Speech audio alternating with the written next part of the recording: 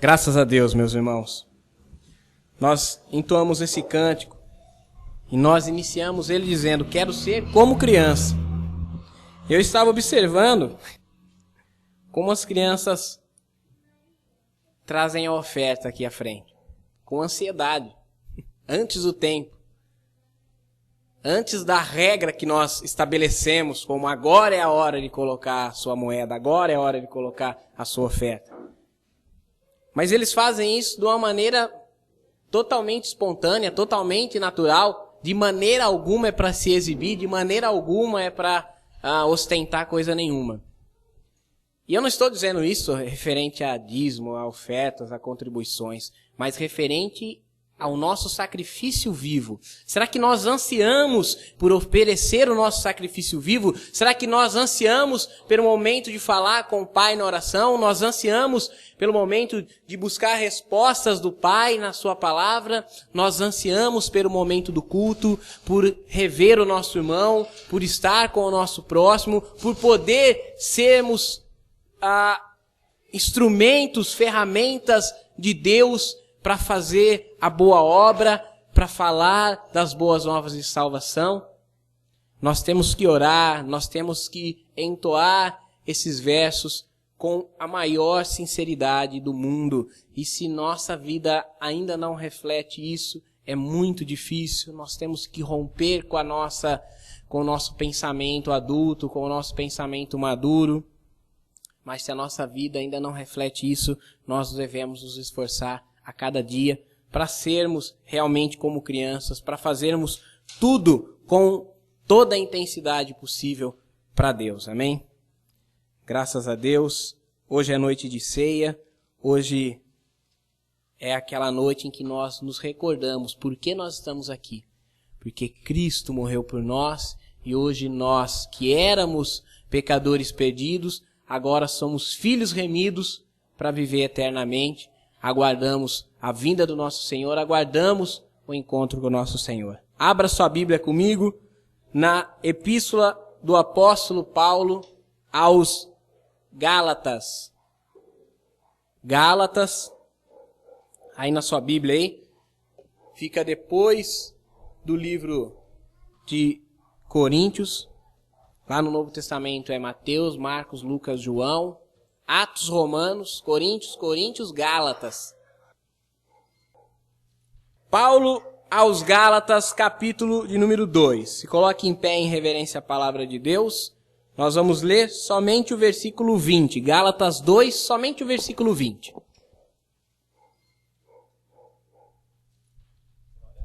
Graças a Deus, todos encontraram? Vamos fazer a leitura então, em nome de Jesus. Já estou crucificado com Cristo, e vivo não mais eu, mas Cristo vive em mim. E a vida que agora vivo na carne, vivo-a pela fé do Filho de Deus, o qual me amou e se entregou a si mesmo por mim. Pode se assentar em nome do Senhor Jesus.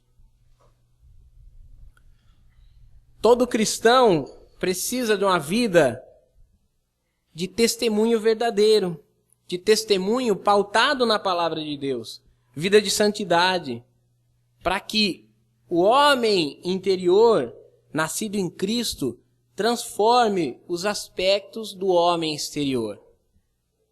Nós precisamos ser transformados interiormente, na nossa intimidade com Deus, na nossa comunhão com Deus, para que essa transformação reflita os seus efeitos no nosso ser exterior, no nosso ser que é imperfeito. Porque se o homem exterior se corrompe, o interior se renova de dia em dia. Para que isso seja verdadeiro, são preciso 3 atitudes. Eu preciso de 3 atitudes para que essa transformação ocorra na minha vida. A primeira, que nós encontramos no versículo que lemos, é a seguinte afirmação do apóstolo: eu estou crucificado com Cristo. Crucificado para as coisas do mundo. Lá no capítulo 6, aí do livro de Gálatas, o versículo 14 diz assim: mas longe esteja de mim gloriar-me, a não ser na cruz do nosso Senhor Jesus Cristo, pela qual o mundo está crucificado para mim e eu crucificado para o mundo. O mundo está crucificado para mim, ou seja, o mundo está morto para mim e eu morto para o mundo. Isso significa negar-se a si mesmo, não se preocupar com seus propósitos particulares, mas dar prioridade às coisas de Deus. Dar prioridade àquelas coisas que são de Deus.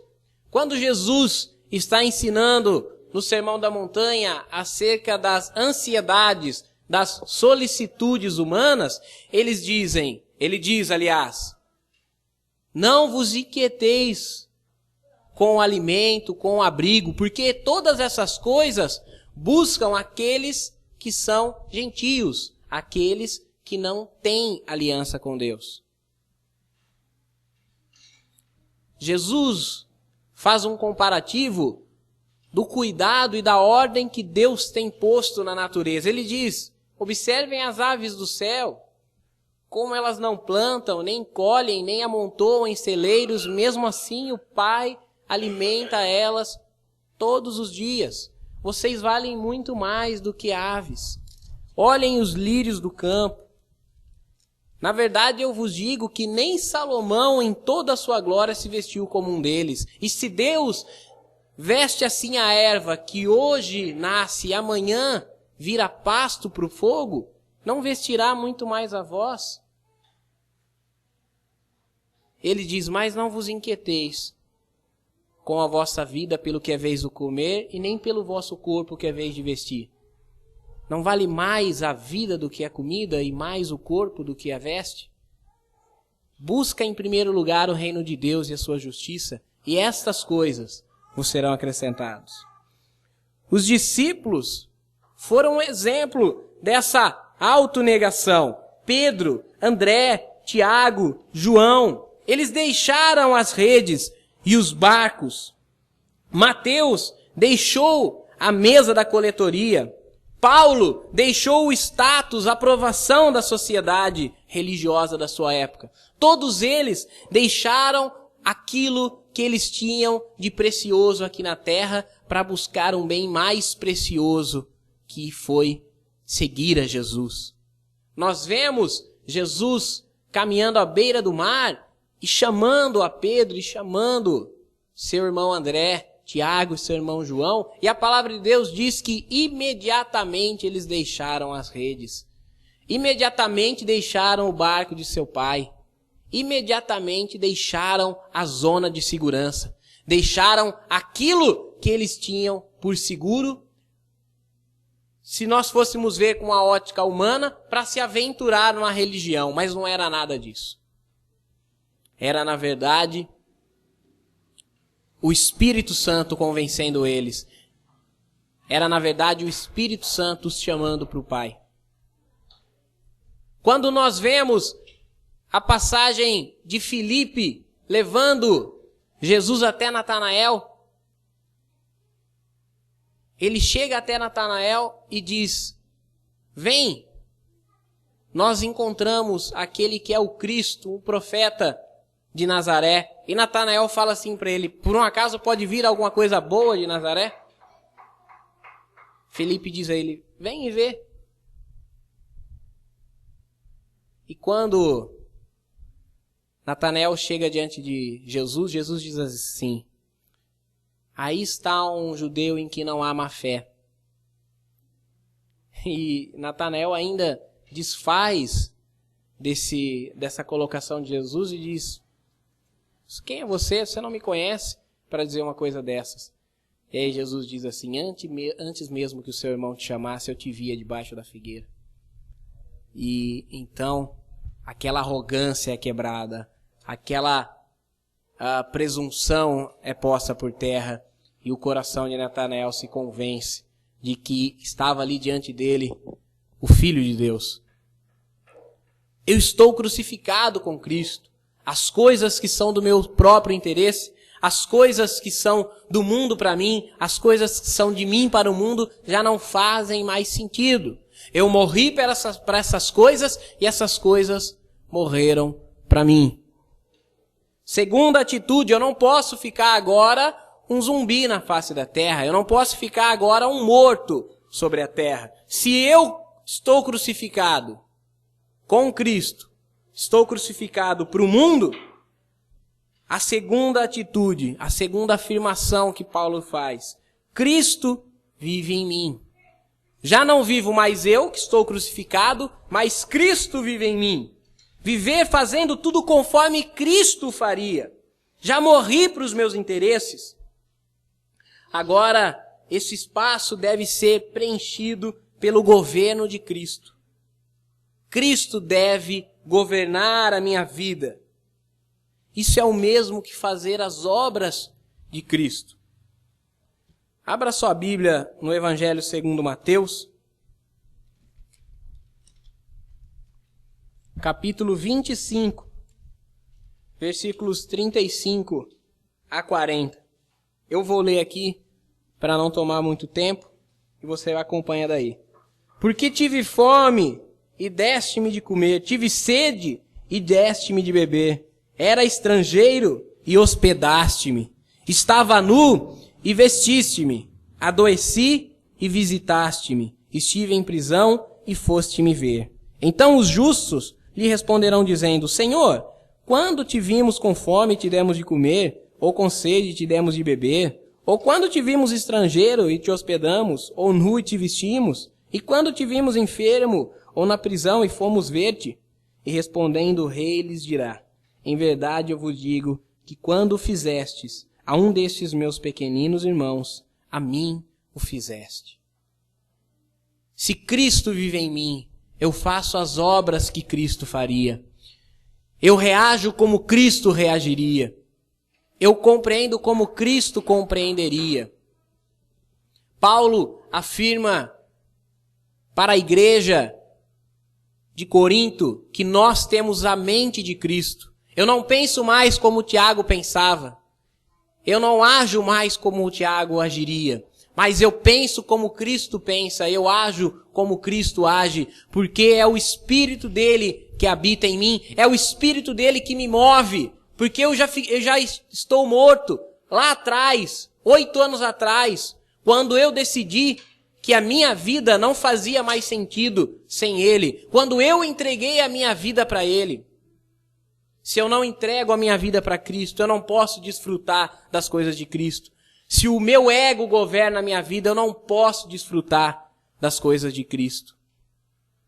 Se eu estou crucificado, eu não posso ficar um defunto apodrecendo no mesmo lugar, parado, estático, sem ver as coisas acontecerem espiritualmente na minha vida, mas eu preciso dar o governo do meu ser a Cristo. Cristo vive em mim. Eu faço as coisas como Cristo faria. Nós, irmãos, somos embaixadores de Cristo, somos procuradores de Cristo. Nós falamos em nome dele, nós falamos na autoridade do nome dele. É como o presidente da República, se ele não pudesse comparecer a uma convocação, mas ele enviasse um representante, mas se ele enviasse um procurador seu, aquela pessoa não é de fato o presidente da República, mas tudo aquilo que ele fala tem a assinatura, tem o aval do presidente, daquele que deu procuração a si. Nós somos embaixadores e procuradores de Cristo. Se nós fazemos aquilo que está decretado na lei de Cristo, então nós cumprimos os seus mandamentos e então nós temos respaldo dele nas nossas atitudes. Logo, tudo aquilo que Cristo sofreu, nós estamos suscetíveis a sofrer. Porque se perseguem a igreja, se o mundo persegue a igreja, muito mais perseguiram a Cristo. Muito mais perseguiram os profetas no passado e todos aqueles que falaram a verdade também foram perseguidos, caluniados, injuriados, zombados, diminuídos por serem porta-vozes de Deus. Mas se nós padecemos com Cristo, também nós temos a expectativa e a esperança de que com Ele seremos coroados, com Ele seremos glorificados na glória dos céus. Terceira afirmação que Paulo nos faz. Se estou crucificado, se vive Cristo em mim, como é que eu vivo? Paulo diz, vivo pela fé. Porque você vai dizer para mim, Tiago, tudo bem, eu morri, tudo bem, eu tenho a mente de Cristo, ok, eu estou aquebrantado ao constrangimento, à convicção que o Espírito Santo me traga ao meu ser, mas eu ainda estou aqui, vivo, de fato, na minha carne sobre a face da terra, eu ainda tenho meus desesperos, eu ainda tenho as minhas fraquezas, eu ainda tenho as minhas limitações, eu ainda tenho aquela carga dos meus pressupostos que eu adquiri ao longo da vida. E como vencer isso? Paulo diz, a vida que eu vivo na carne, eu vivo pela fé do Filho de Deus. Viver pela fé. A fé é a vida do justo. Romanos 1,17 diz, mas o justo viverá pela fé. Nós somos justos, mas não por causa da nossa justiça, mas por causa da justiça de Deus. Nós somos justificados para o mundo. Daqui a pouco nós vamos participar da ceia, e naquela leitura que tradicionalmente nós fazemos diz assim, se nós julgássemos a nós mesmos, não seríamos julgados, mas quando somos julgados, somos repreendidos por Deus para que não sejamos condenados com o mundo. É melhor receber a correção, a repreensão de Deus, do que a condenação que o mundo irá receber. O mundo, ele é impenitente. O mundo, ele é de dura cerviz. E é por isso que o mundo perecerá. E aqueles que são do mundo perecerão com o mundo. E com o príncipe e o Deus desse século, que é Satanás. Mas nós que recebemos a correção, que não somos bastardos, mas somos filhos, e como filhos temos direito a toda a herança que Cristo nos garantiu, a vida e a vida plena, a vida com abundância, a vida pela fé. Essa é a única maneira de sermos justificados perante Deus. Se eu imaginar que qualquer obra ou ação minha, por mais santa, louvável que possa ser, pode me justificar, logo Cristo morreu em vão. Na sequência da leitura, no versículo 21 de Gálatas diz assim, não aniquilo a graça de Deus, porque se a justiça provém da lei, segue-se que Cristo morreu de balde, Cristo morreu em vão. O fato de eu viver pela fé não quer dizer que eu esteja me justificando com as minhas obras, com as minhas atitudes, com a minha posição, mas essa não é a causa, esse é o efeito. Eu não sou salvo porque pratico boas obras, eu pratico boas obras porque eu sou salvo. Eu não sou uma nova criatura pelas coisas que eu faço, mas eu faço as coisas que faço pela nova criatura que sou. Tudo isso que se reflete no homem exterior é o reflexo, o efeito daquilo que está acontecendo no homem interior, daquelas contradições com os meus pensamentos, dessa luta intensa do ser espiritual, da divindade que habita o meu coração, contra as concupiscências da minha carne, contra as concupiscências dos olhos, os desejos desenfreados daquilo que não é a vontade de Deus. Desfrutando, portanto, dessa graça que nós não anulamos, mas é por ela que nós temos o que temos e somos o que somos, desfrutando da graça de Deus, a vida pela fé se caracteriza como? Primeiro lugar, buscar a santificação. Aos Hebreus, capítulo 12, versículo 14, está escrito, segui a paz com todos e a santificação, sem a qual ninguém verá a Deus.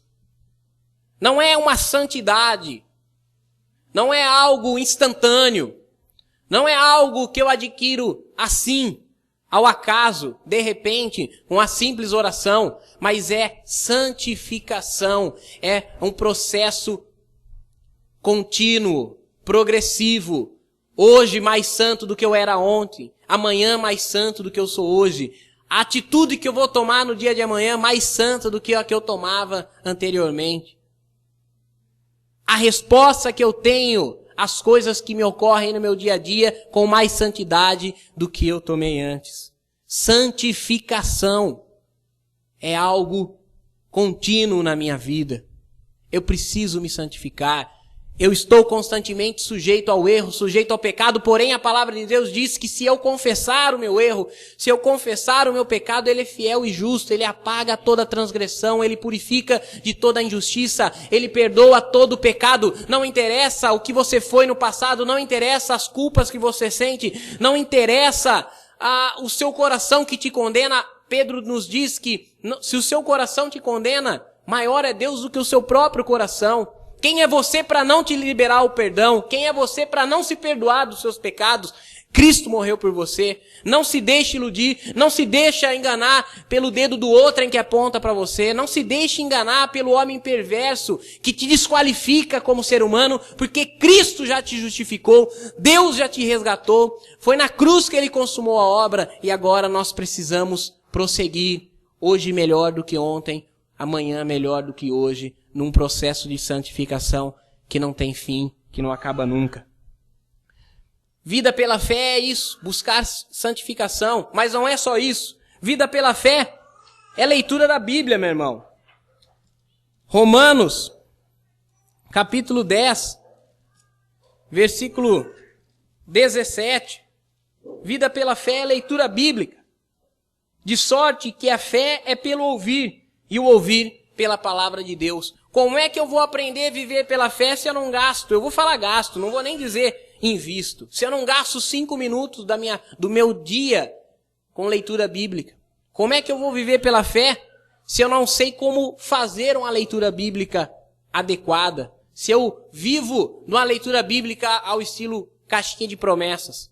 Saco um versículo qualquer e acho que aquilo lá é uma resposta de Deus para algo que eu esteja precisando. Não é. Não é assim. Eu preciso conhecer qual é o vocabulário de Deus para mim. Eu preciso conhecer qual é as ordens, os preceitos, os mandamentos, as orientações que Deus colocou na Bíblia. Meu irmão, antes que você nascesse, antes que qualquer um de nós nascêssemos, a Bíblia já estava escrita muito tempo atrás, mas antes que Moisés pegasse pela primeira vez na pena, ela também já estava escrita. Deus não revelou tudo que Ele tinha para revelar para Adão no Éden. Ele não revelou tudo para Abraão. Não revelou tudo para Moisés, que foi o maior profeta que houve na terra. Ele não revelou tudo aos apóstolos quando Ele próprio veio à terra. Ele revelou de maneira progressiva. E é assim que nós temos que caminhar. Quando eu digo leitura bíblica, não é um ritual, não é uma obrigação diária de ir lá e ler 1, ou 2, ou 3, ou 4 capítulos por dia. Eu quero ler a Bíblia em 1 ano, então eu vou ler 4 capítulos por dia. Eu quero ler a Bíblia em 2 anos, então eu vou ler 2 capítulos por dia. Eu quero fazer uma leitura devocional de tal maneira, então eu vou ler um capítulo de Gênesis, um capítulo de um livro poético, um salmo, um capítulo do Novo Testamento. Tá? Não é isso que eu estou dizendo. A maneira, o método com o qual você vai encontrar de adquirir conhecimento bíblico, intimidade com a leitura bíblica, tanto faz, só não pode ser a caixinha da promessa. Não pode achar que a Bíblia é um oráculo, que você não lê ela nunca. E no momento do seu desespero, você acha que vai abrir ali e vai sair algo de bom, algo de maravilhoso. Não é assim que se lê Bíblia. Mas é ter um conhecimento, um comprometimento. É ter conhecimento da vontade de Deus expressa na Escritura. Então, naquele dia que eu preciso, ela vem à tona e eu recebo a instrução que é necessária, que venha de Deus para que eu tenha plena intimidade, para que eu tenha vida pela fé de fato, porque a fé vem pelo ouvir e ouvir pela palavra de Deus. Terceira característica da vida pela fé é vida de oração. Evangelho de Marcos, capítulo 11, versículo 24. Marcos 11, 24. Por isso vos digo que todas as coisas que pedirdes orando, crede receber e tê-las-ei. Então, se agora eu conheço a vontade de Deus, eu sei o que pedir. Eu sei que eu não vou pedir uma tolice. Eu sei que não vou falar com Deus as coisas que não são a vontade dele. Não adianta, meu irmão, eu pedir para que o meu vizinho tropece e se fira porque ele tacou uma pedra em mim, que isso não vai acontecer. Porque o próprio Jesus disse, aquele que lhe ferir a face direita, oferece-lhe também a outra. Aquele que quiser disputar com você e levar a sua blusa, dá-lhe também uma jaqueta. Aquele que quiser te forçar a caminhar 1 quilômetro, leva ele caminhar 2. Então Jesus nos ensinou isso. Mas tem muita gente que ora coisas que não é a vontade de Deus. Não adianta pedir para Deus para ser rico, porque não é essa a vontade de Deus. Há uma oração adequada para isso. Há uma oração na Bíblia adequada para isso. Senhor, não me dê de menos para que eu não venha roubar e envergonhar o teu nome. Mas também não me dê de mais para que eu não venha me achar suficiente e me esqueça de você. Ensina-me, Senhor, a estar satisfeito com aquilo que eu tenho. Mas isso eu só adquiro quando eu adquiro o conhecimento. Quando eu passo a viver pela fé. Então eu sei a vontade de Deus e eu passo a orar com Deus, a vontade de Deus, para que ela se cumpra. É esse o significado quando Jesus disse, o que você me pedir em oração, eu vou fazer se você crer. Mas eu só posso crer se a palavra me revelar de antemão. Como é que eu vou crer em algo que não é primeiramente a vontade de Deus? Se Deus não revelou na sua palavra, não é fé. Então eu não posso crer naquilo que não é fé. Naquilo que não é verdadeiro. É engodo, é engano. É um laço para me enganar. Viver pela fé. A fé é indispensável, irmão, para a vida cristã. É somente através da fé, dessas três atitudes, buscar santidade, santificação, leitura bíblica, vida de oração, é somente pela fé que eu posso agradar a Deus. Não presuma de si mesmo que você pode fazer qualquer coisa que surpreenda a Deus. Nada que você faz surpreende a Deus. Jesus dá a seguinte orientação aos seus discípulos. Quando vocês fizerem tudo que tiver para ser feito, olhem para si mesmo e digam, somos servos inúteis, porque não fizemos mais do que a nossa obrigação. Ou seja, Jesus está dizendo, não há nada que vocês façam que me surpreenda. Não pense de você mesmo que você é um bom homem porque você deu uma moeda para o mendigo. Não pense de você mesmo que você é um bom homem porque você deu um prato de comida ao faminto. Não pense que aquelas atitudes que nós lemos agora há pouco, em Mateus 25, dá a você mérito algum. Não te dá mérito nenhum. Somente a vida pela fé é que te dá graça diante de Deus. Somente assim você encontra graça. Hebreus, capítulo 11, versículo 6 diz assim, sem fé é impossível agradar a Deus. A pessoa que está em novidade de vida em Cristo deve negar seus próprios interesses, viver uma vida como Jesus, praticando as boas obras, exercitando a fé com santidade, com intimidade com a palavra de Deus, com constante oração. Isso é um exercício constante. Salvação é algo gratuito. Mas a obra que Cristo produz em mim é algo contínuo, que vai se aperfeiçoando. A vida do justo é como o romper do amanhecer, que vai evoluindo, gradativamente, até que se torna dia perfeito. Às 6 da manhã, eu não consigo ver detalhes que eu vejo ao meio-dia. A minha vida, a sua vida, a nossa vida de intimidade com Cristo é assim. Talvez hoje você acabou de amanhecer daquela escuridão de trevas que você vivia. Talvez hoje você esteja às 9 da manhã. Mas naquele dia em que você estiver pronto para encontrar com seu Senhor, então você vai estar em pleno meio-dia, com a luz de Cristo brilhando totalmente em você. E aí você vai ser dia perfeito, como Ele é dia perfeito. Que a partir de hoje, meus irmãos, Cristo viva ainda mais nas nossas vidas. Viva ainda mais em mim